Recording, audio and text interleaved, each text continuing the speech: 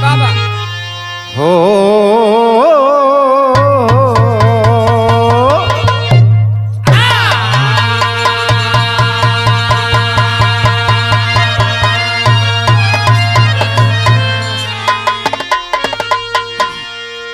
हम गायक कलाकार शंभूलाल जाबाज व साथी मिर्जापुर की धरती से आप लोगों के बीच में ओपी स्टूडियो की प्रस्तुति हो रही है, जिसके डायरेक्टर महोदय आप आदरणीय बड़े भाई ओपी राजभर जी भैया के देख रेख में ये हमार गीत आप लोगों के बीच में प्रस्तुत होता।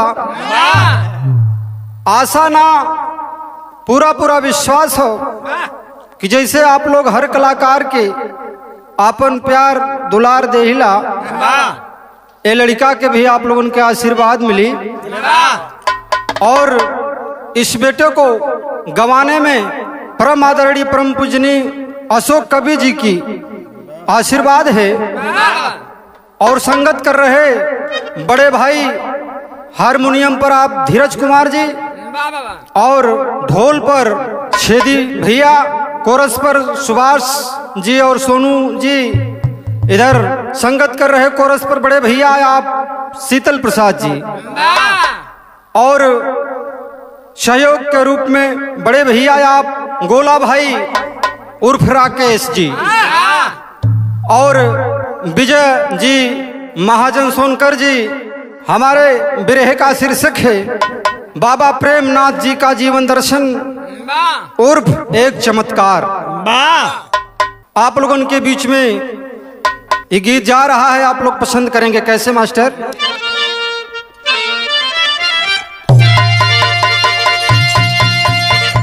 जैसे सूरजवा के जगमग किरनिया निशा को मिटा करता जग में उजाला, रविदास के जैसे कठवत के पनिया भक्ति का रस पान कर देने वाला, घोर कलिकाल में दास रविदास का बाबा प्रेमनाथ जी की अद्भुत कहानी। निस्वार्थ सेवा जो दुखियों का करते, अंजुल में ले अपने गंगा का पानी।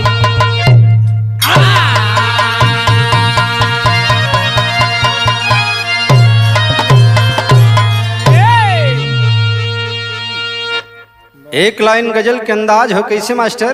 बाबा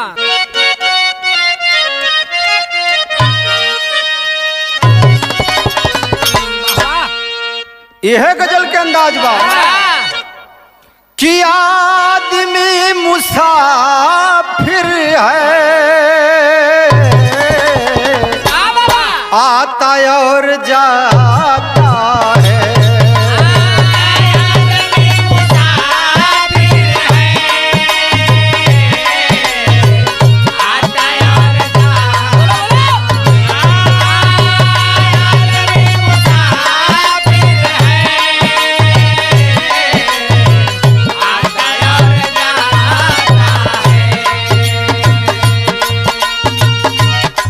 ये तो गजल के अंदाज रहल। आदरणीय अशोक कवि जी लिखलन, का लिखलन मास्टर?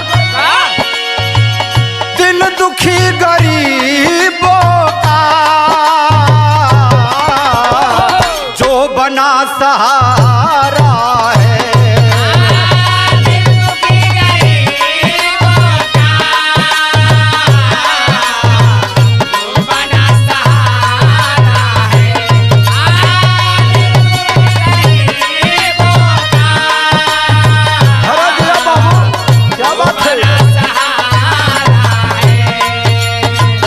भंवर बीच लैया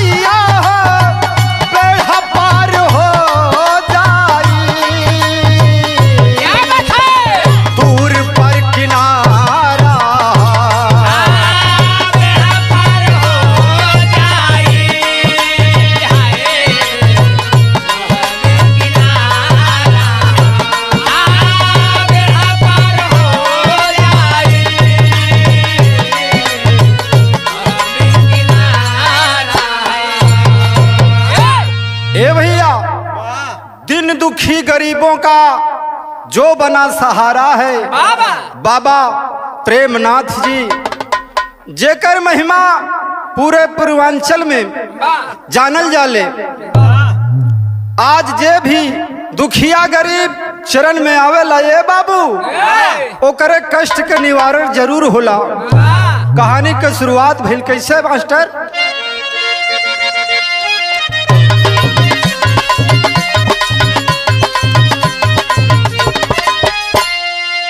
जिला मिर्जापुर यूपी प्रांत की हकीकत है, ग्राम झिंगुरा में बड़कू हरिजन की मुसीबत।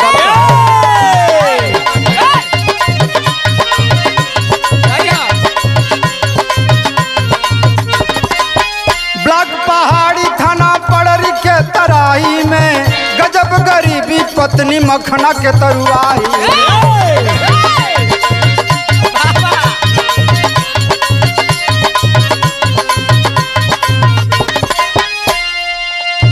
चानिक मालिक सलगम सागर पचो बेटे, एकलौती सोनी बेटी प्रेम थे सबसे जेठे।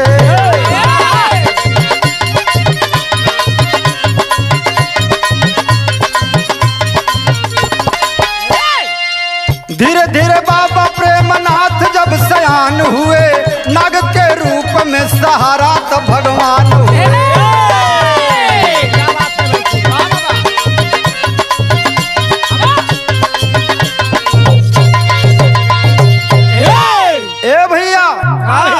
कहानी के आप लोग समझला।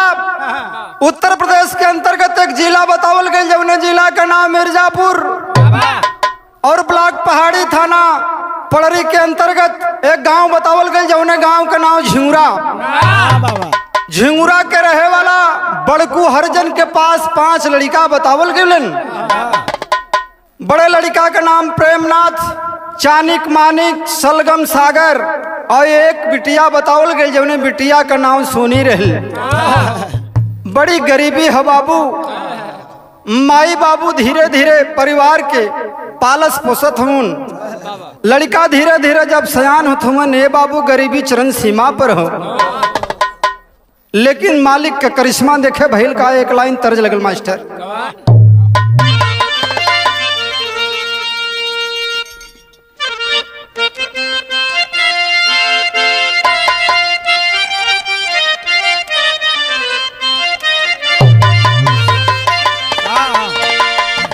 एक गीत के माता बहन गावलिन कैसे? किन बिया की डरिया मैया नावली झलुआवा हो की झूली झूलना,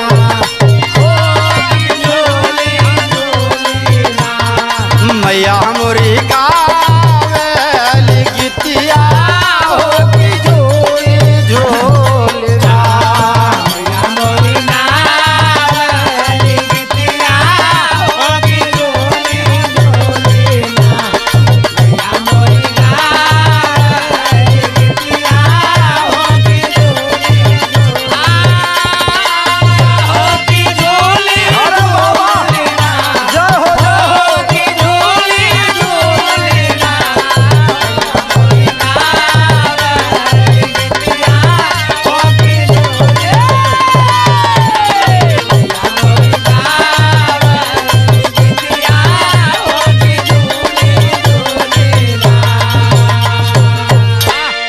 कवि जी को भाव में लिखना पड़ा क्या कि जर जर गरीबिया में फूटाली नसीबिया हो ला ला ला पाँचों ना।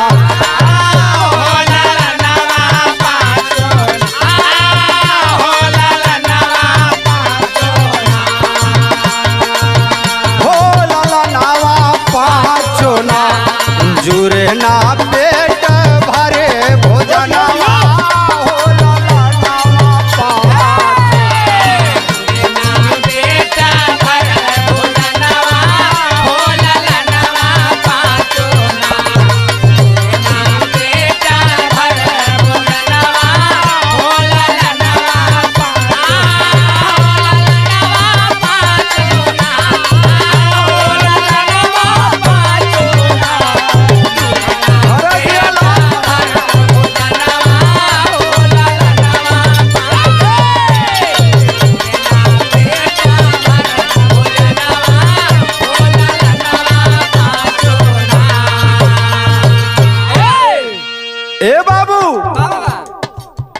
गजब के गरीबी हो।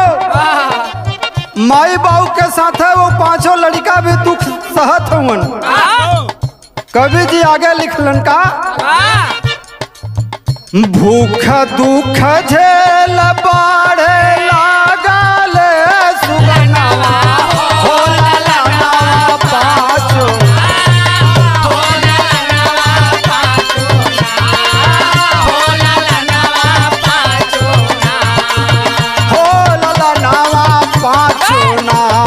प्रेमनाथ दुखी भमनवा हो ललनवा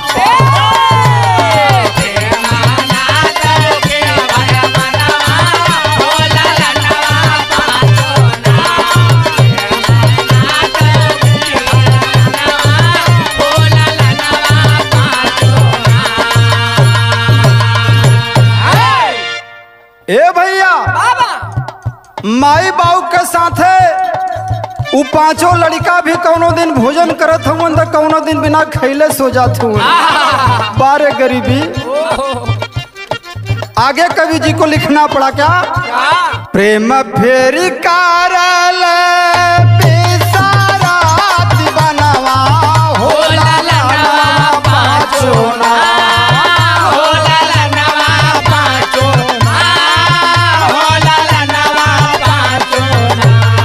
कुछ दिन बानर का सवनवा हो ललनवा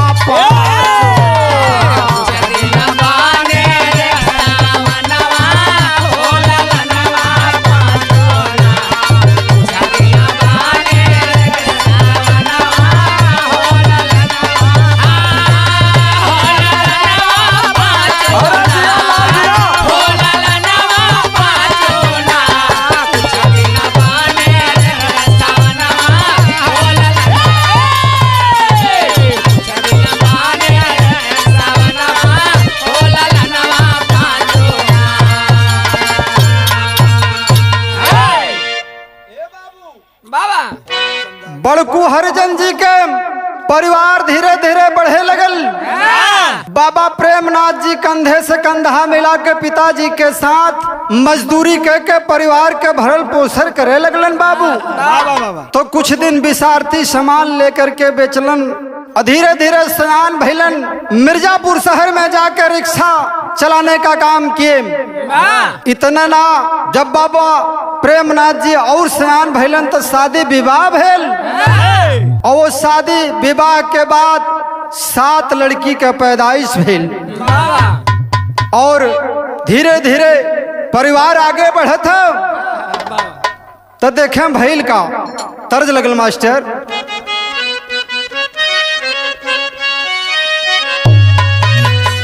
यही पार गंगा माई हो कि यही पार गंगा माई हो ओही पार जमुना हो। यही पार गंगा माई हो ओही पार जमुना हो। यही पार गंगा माई हो ओही पार जमुना हो।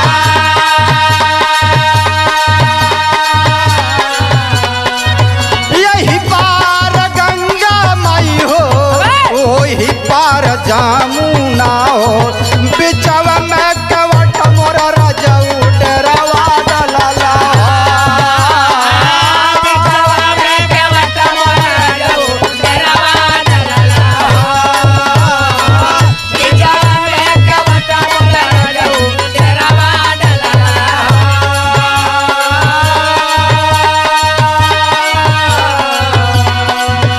ई तो तर्ज रहल। भाव में कवि जी लिखत हूँ उनका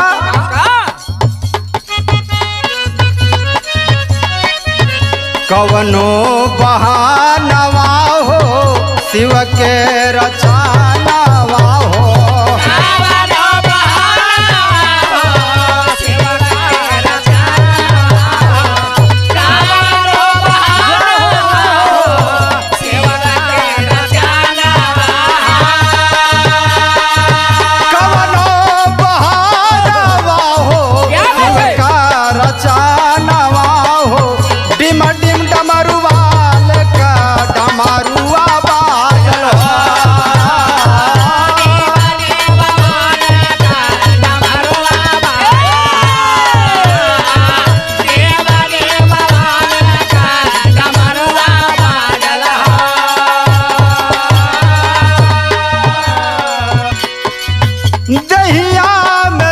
पटल कीरा।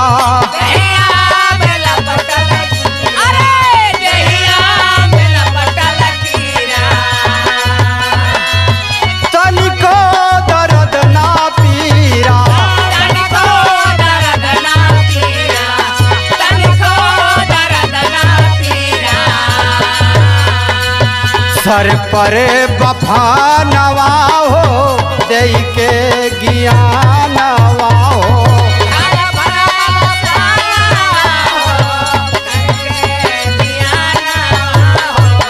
हर भरा बहाना हो करके दियाना।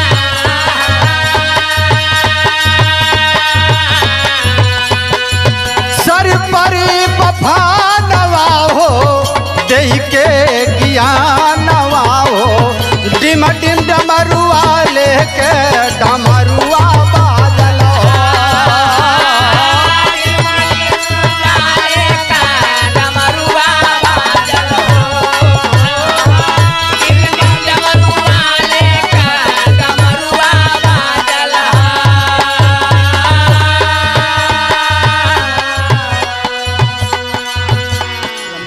ए भैया,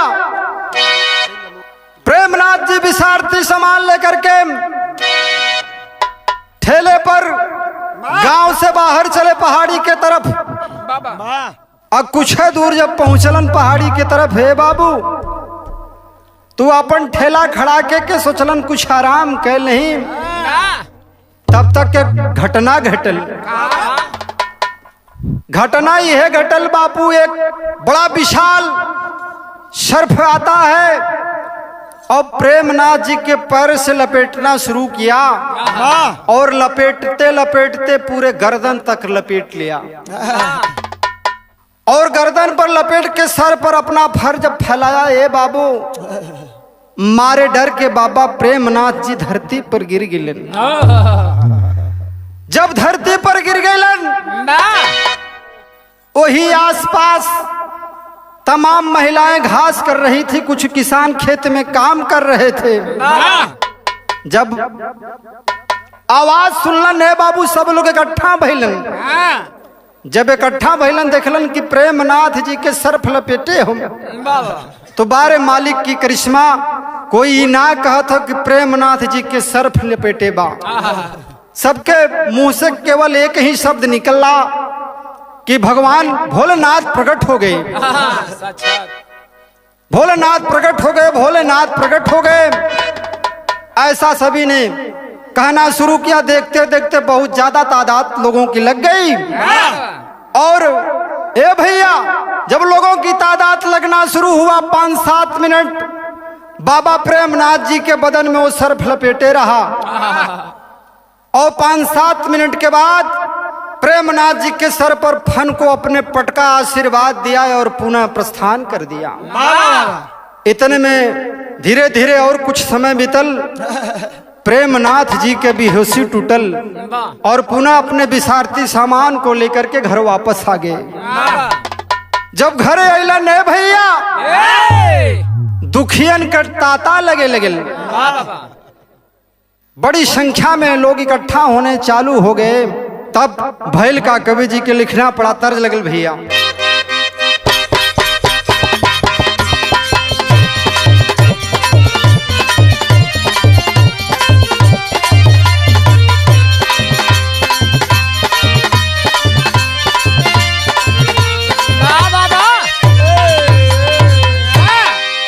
यह तर्ज के नमूना बाका,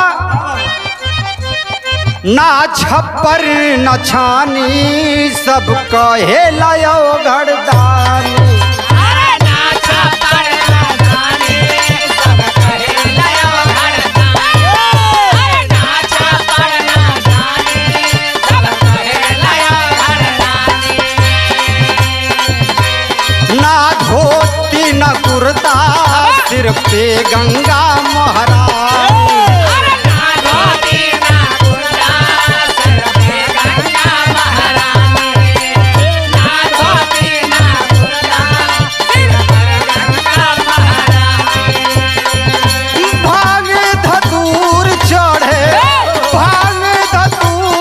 चढ़े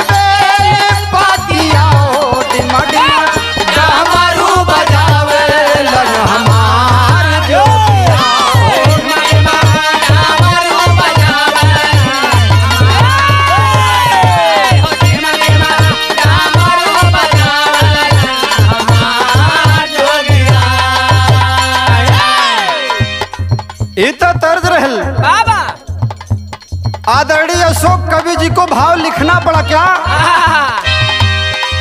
वही रतिया धीरज बधाई सपवा सपने में आई। वही रतिया धीरज बधाई सपवा सपने में आई।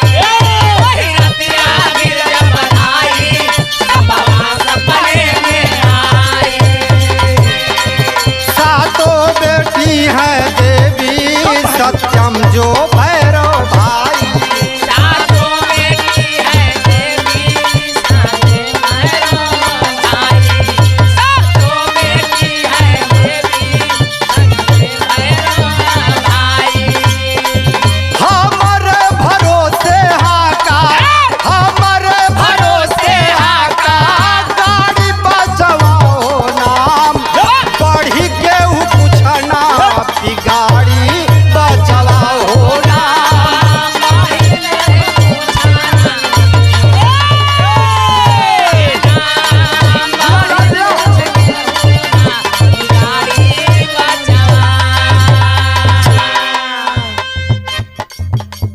उस सातों बिटिया के लेके बाबा प्रेमनाथ जी जीवन व्यतीत करने लगे।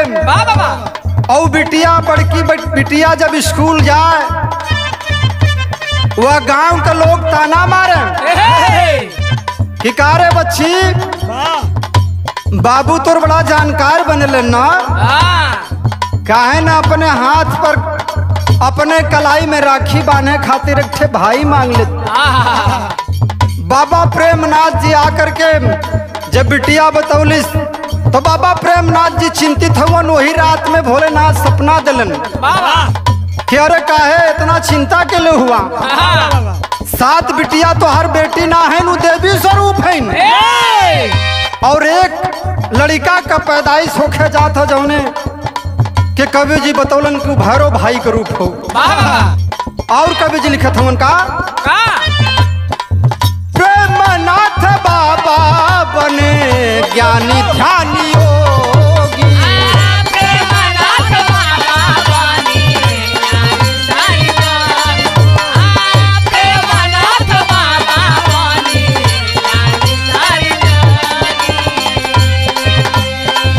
बैठे राजगढ़ में ठीक करने लागे रोगी। बैठे राजगढ़ में करने लागे रोगी। बैठे राजगढ़ में करने लागे रोगी। लोभी पंडा बौराई सोचे की धनवा कमाई। लोभी पंडा बौराई सोचे कि धन कमाई। लोभी पंडा बौराई सोचे कि धन कमाई। बाबा के भैले बागी बलपुरव का धनवा उगाए। बाबा के भैया बागी धन उड़ाई। बाबा के भैया बागी धन उड़ाई। दुखियन का ले ले पाकिट दुखियन का ले ले पाकिट झाड़ी बचवाओ राम बढ़ी केहू पूछना बिगाड़ी बचवाओ नाम। बाड़ी पूछ के होना बिगाड़ी होना। बाड़ी पूछ के होना बिगाड़ी बचावा। ए भैया बाबा प्रेमनाथ जी के सब सपन मिलल। जब नींद खुलल देखलन कि भोलेनाथ साक्षात दर्शन देते हुन। चरण पकड़ के आशीर्वाद दिलन। कुछ दिन बीतल एक लड़का का पैदाइश भइल जौन लड़का का नाम सत्यम रखलन। खुशी खुशी पे परिवार के लेके जीवन यापन करे लगलन। बाबू बाबा एक दिन एक दुखियारी आयल दरबार में बहुत परेशान व्यक्ति रहल। महाराज जी के आशीर्वाद से पूरा परिवार चंगा हो गलन तो वादा कैलन कि सरकार हम आपके कुछ जमीन देवल चाहती। पहले तो बाबा प्रेमनाथ जी स्वीकार ना कैलन, लेकिन बड़ा रिक्वेस्ट कैले के बाद बाबा प्रेमनाथ जी कलन की चला ठीक बा, अगर जमीन दान देवल चाहत हुआ तो चल के ओकर लिखा पढ़ी कहदा राजगढ़ मणिकर्णिका में जाकर के उस व्यक्ति ने बाबा प्रेमनाथ को जमीन 5 बिस्सा दान में दिया। झिंगुरा गांव छोड़ के बाबा प्रेमनाथ जी राजगढ़ में जाकर के पहले कुटिया लगौलन, फिर धीरे धीरे वहां एक मंदिर का नींव रखे और वहीं बैठ करके दुखियारियों का दुख को काटना चालू किया। और राजगढ़ मणिकर्णिका में भक्तों की कतार लगना चालू हो गया। बाबू धीरे धीरे कुछ दिन बीतल। वो महाराज जी से बाबा जी से वहां का पंडा लोग एक बात कहलन की सरकार अगर आदेश हो तो एक बात आपसे कहीं। आदेश मिलल कलन की सरकार हम चाहते कि आप आदेश देता तब कुछ हमहानों का कमाई हो जात। बाबा प्रेमनाथ जी कलन की कैसे कहें सरकार आप जे भी दुखियारी आवत है आप में इतना शक्ति बा कि आप माटी उठा के राखी उठा के देते हुआ सब चंगा हो जाते हो। तो आप अपन काम करा, बाकी हम केहू से 100 रुपया, केहू से 50 रुपया, केहू से 200 रुपया हमके जैसन इच्छा करी चढ़वा के हम लोगों से कमा। बाबा प्रेमनाथ जी जमीनकार किए बाबू, तो तरह तरह के प्रताड़ना बाबा प्रेमनाथ जी को मिलने लगा। जब मिलने लगे ले बाबू तो मजबूर होके बाबा प्रेमनाथ जी की पुनः अपने गांव झिंगुरा आना पड़ा। कवि जी को लिखना पड़ा क्या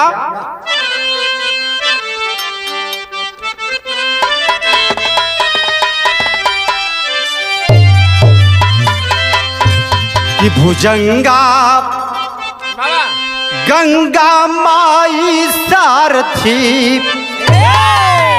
भुजंगा गंगा माई हो, भुजंगा गंगा माई सारथी, सोच के समासुर के जा रे पंख पतिंगा रे पतिंगा रे पतिंगा।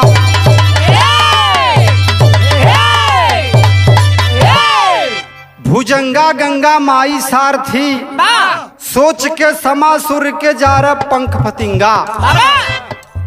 आज बाबा प्रेमनाथ महाराज जी कौनो काम करलन तो बिना गंगा माई के आशीर्वाद, बिना आदेश लिए कौनो काम संपन्न नहीं करतन। आगे कवि जी लिखत हम उनका लिखत हम जैसे श्री गुरु रविदास के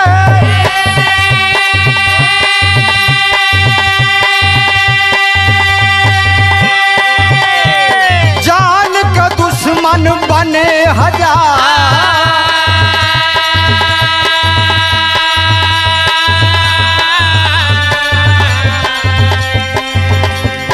ओइसे बाबा प्रेमनाथ के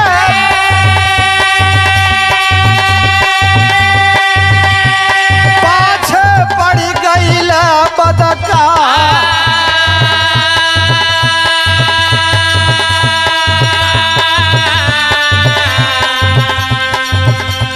छोड़ के मठ मंदिर बाबा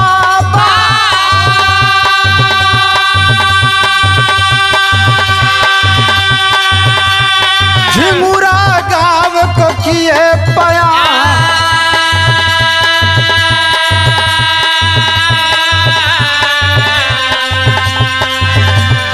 दीन दुखी और मजलूमों का, दीन दुखी और मजलूमों का घर बैठे करते उद्धार।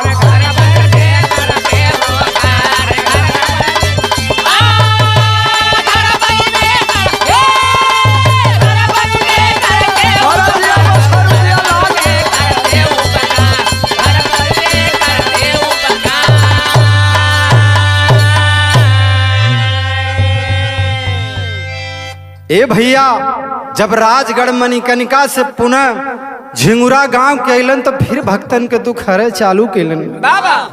आज आप जा करके देखेंगे लॉकडाउन के भी समय में भक्तों का ढेर सारा कतार लगा था।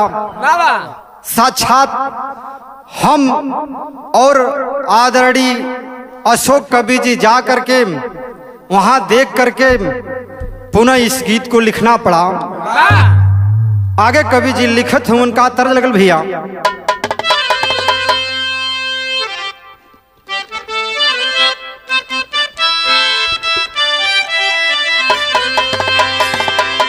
पारंपरिक गीत हम माता बहन गावेलिन कि अपने बलमुआ के चोरी, अपने बलमुआ के चोरी हो गोरी मांगे गुन गुनवा।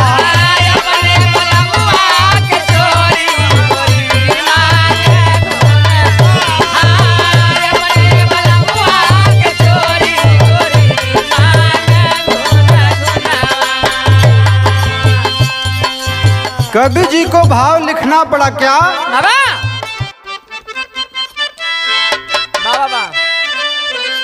बढ़े लागल चर्चा जहनवा, बढ़े लागल चर्चा जहनवा, भगत बड़ा कूके ललना।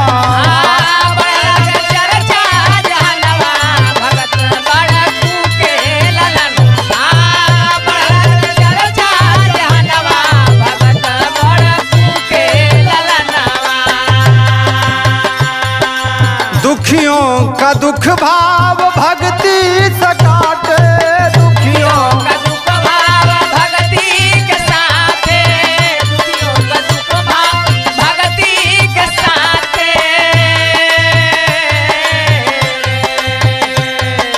प्रवचन से सद्भाव भगतों में बाटे, प्रवचन से सद्भाव भक्तों में बाटे, प्रवचन से सद्भाव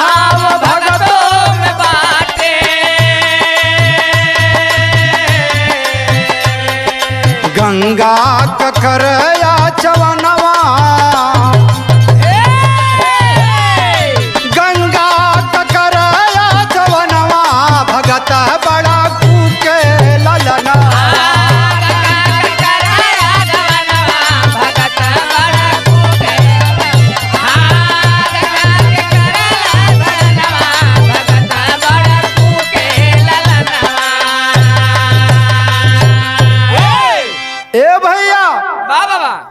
बाबा प्रेमनाथ जी के चर्चा पूरे पूर्वांचल में मचे लगल। जे भी दुखियारी दुख लेके जाए, बाबा के आशीर्वाद लगे तुरंत चंगा हो जाए। किसी प्रकार का अगर आपके बदन में दर्द हो, बाबा के पास जाने से, केवल हाथ स्पर्श होने से सारे दुखों का निवारण हो जाता है। हमने अपने आंख से देखा। आदरणीय अशोक कवि जी और हम साथ गए जाकर के उसका अनुसरण किया, देखा। वहां के सारे वातावरण को देखने के बाद कवि जी की कलम उठी और इस गीत को लिखने के लिए मजबूर हो गए।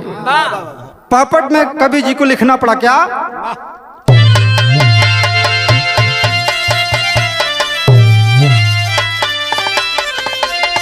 रविदास और नागयोग मिताई गंगा माई कि रविदास और नागयोग मिताई गंगा माई हो, प्रेमनाथ पर महिमा को बरसाई गंगा माई हो।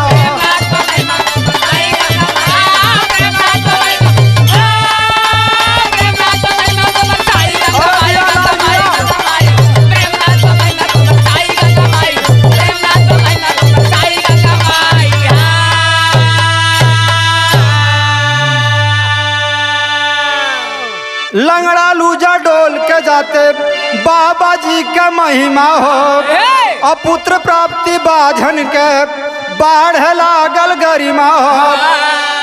अशोक का बनारसी कभी यहाँ पर आई गंगा माई, कि अशोक का बनारसी कभी यहाँ पर आई गंगा माई हो।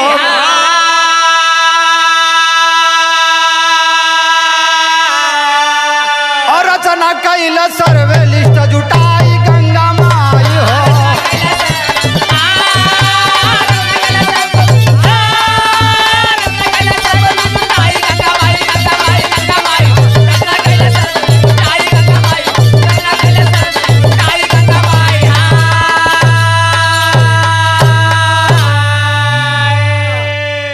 ए भैया, बाबा प्रेमनाथ के दरबार में लंगड़ा लूजा जे भी जाता सब ठीक होता।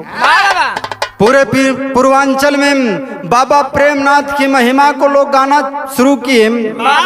आल्हा में कवि जी लिखत हवन कैसे कि भीषम के जैसन जोधा के केहू का बिगाड़ी बाबू रथिवान बाने जकर मादान मुरा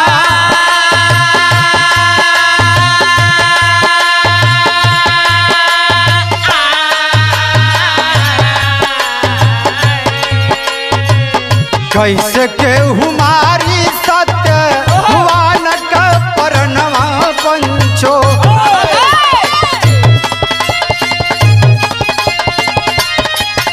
सत्य के सहारा जब बने त्रिपुरा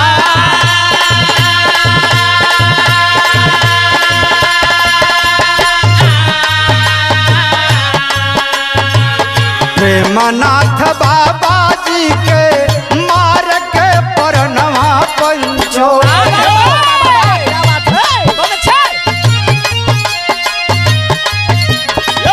योजना बनाए जकर गयल रोजगार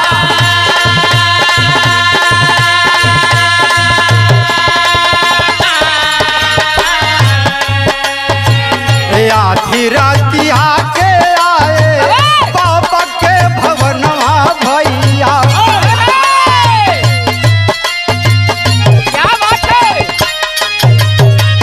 छत पर बाबा साथ थे सुतला परिवार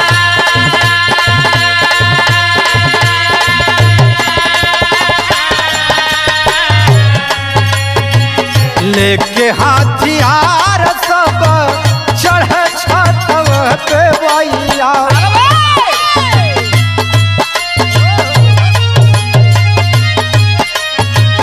नागराज जाने कवन कैला चमत्कार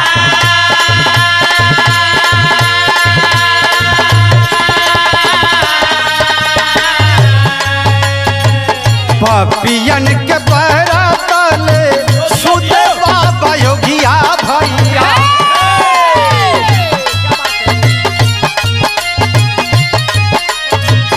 पवला न खोजत खोजत गैला सब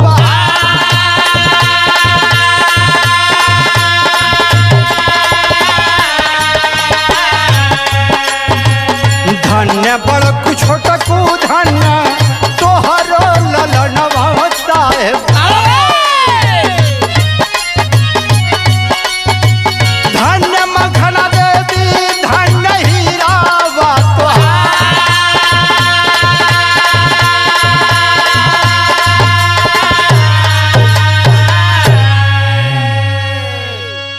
ए भैया आज बाबा प्रेमनाथ जी के चर्चा पूरे पूर्वांचल में बा जे भी दुखियारी आवत हो हमने अपने आंखों से देखा कि कितने दुखियारी ऐसे हैं जिनके गोदी में को रत्न की प्राप्ति ना होत हो।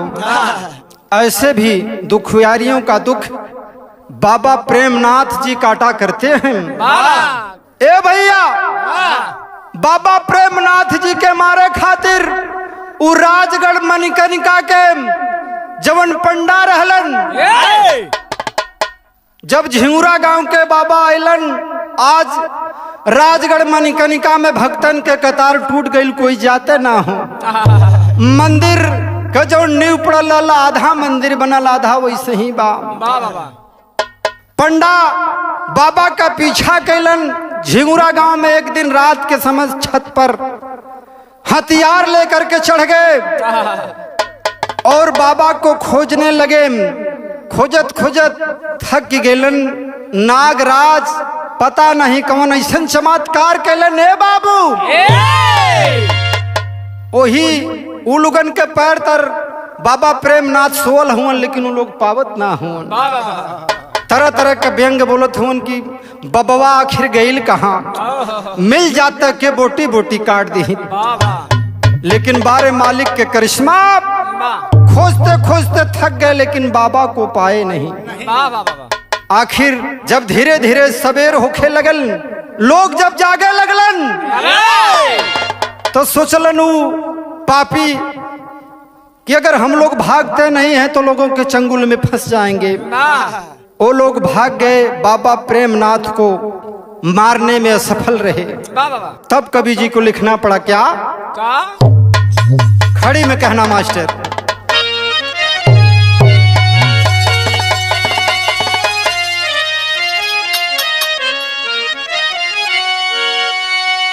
रविदास के कलिकाल में प्रखर सकती, जय जयकार बाबा प्रेमनाथ जी की भगत।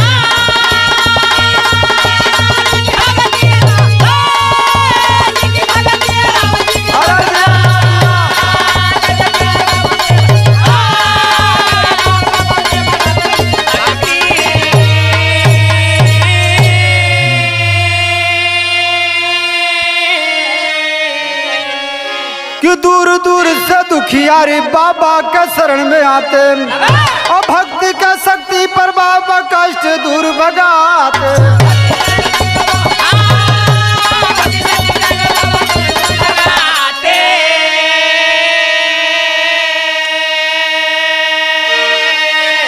माघ पूर्णिमा भंडारा की ज्योति जलती, जय जयकार बाबा प्रेमनाथ जी की भक्ति।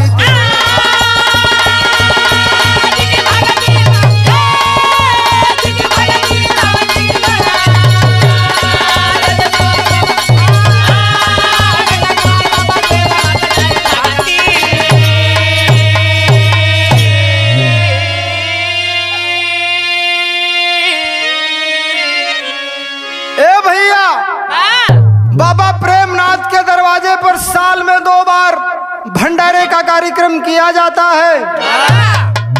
संत शिरोमणि गुरु रविदास जयंती के शुभ अवसर पर और गुरु पूर्णिमा के दिन भंडारे का उत्तम व्यवस्था किया जाता है।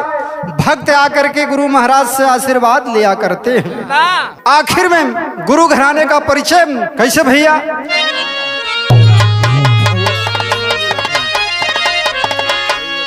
गुरु बिहारी गुरु गणेश चंद्रिका बगीचा कोशिश, राजू राहगीर लाल जी बिरहा के बिमल बगीचे।